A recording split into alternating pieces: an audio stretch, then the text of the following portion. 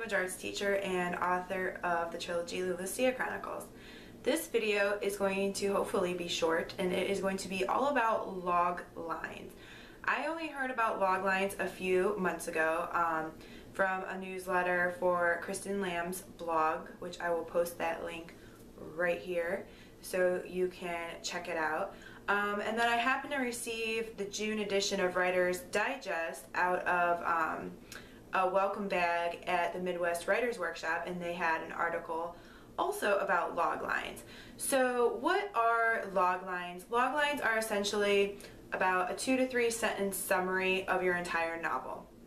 And the interesting thing about log lines is if you want a rough idea of what your book is going to be, you may even want to write your log line before you actually even start writing your novel and use it as a guiding principle. Log lines can also be included in pitches to agents or editors, and log lines can also be put into your query letter. So they're a very helpful tool, and there is a formula to follow. So let's just jump right into it. First, the thing that you need to include is the hero or the protagonist of your story. After you introduce the protagonist of your story, then you need to have a verb basically explaining what it is that they're trying to do throughout the novel. What goal are they trying to achieve? After you have your verb, you go into the goal itself. For example, my protagonist is Lucia Giroux in the Lucia Chronicles, and the overarching logline for the whole story is that she's trying to defeat the Supreme Sovereign. So there's my active verb and my goal in one line. Then you want to introduce the antagonist, which I just did by saying the Supreme Sovereign, which is Eve Malcour. And then you want to introduce the stakes. So what is at risk if Lucia doesn't achieve her goal?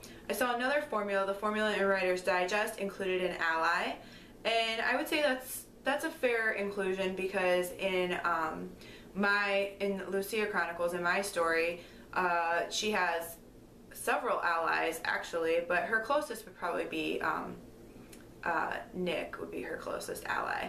So, because he appears in book 1 and he stays throughout the entire trilogy. So it might sound something to the effect of Lucia Giroux, an ordinary teen girl, finds out that she is the light of the prophecy. Alright, sorry for a second, I had to pause the video and think. So I introduced Lucia in the first sentence, and then my second sentence, the actual kind of log line itself might be Lucia must defeat the Supreme Sovereign in order to save the citizens from a future of not feeling emotions, or futures as drones, emotionless drones, or something like that. So I'm introducing, again, my protagonist. I'm introducing what her goal is. Her goal is to save the citizens of the nation. And then I'm introducing what's at stake.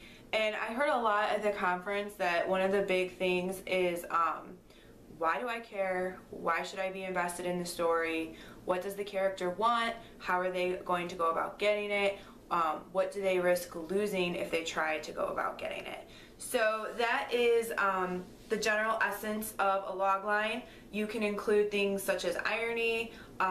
You kind of want it to be suspenseful sounding so that they want to continue reading or continue hearing your pitch or continue reading your query letter. You want to provide the reader with a focus. It can also provide you as the writer with focus if you do it before you even start your writing process. And then it can be emotionally intriguing. When people are emotionally intrigued, it invests them into the story. What I ended up doing is, which I should have copied it off and used it in this video, but I wrote my log lines out, and it's something that I need to work on because sometimes when people ask, oh, what do you write? I'm still in the part of my writing career where I'm kind of like, and I kind of ramble a whole bunch of things. So log lines can also help you in just talking about your books and what they're about when people ask you, oh, you're a writer, what do you write about?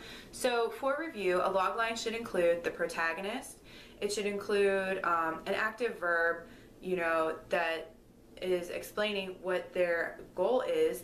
Then after their goal, you want to introduce the antagonist, and usually the antagonist is also tied into the stakes.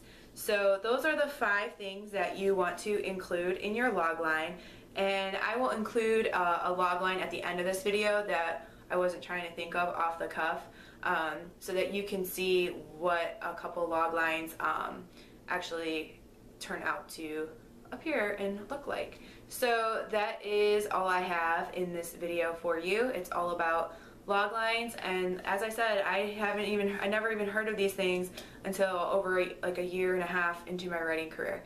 So that's all I have today. In the meanwhile, happy reading and happy writing.